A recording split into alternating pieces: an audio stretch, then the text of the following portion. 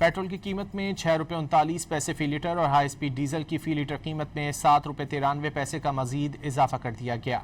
Petroleum division ने petrol और diesel की कीमतों में इजाफे का नोटिफिकेशन जारी कर दिया।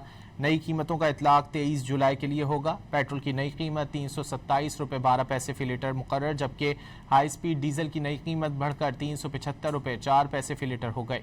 पेट्रोल और डीजल के साथ साथ मिट्टी का तेल भी मजीद महंगा कर दिया गया।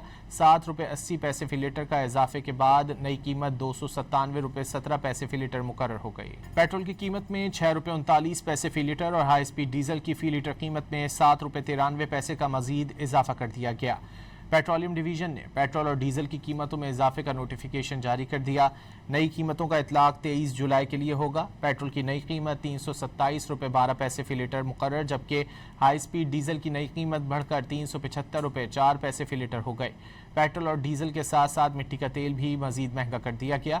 7 रुपये 80 पैसे फी लीटर का इजाफे के बाद नई कीमत 297 रुपये 17 पैसे फी लीटर मुकर्रर हो गई।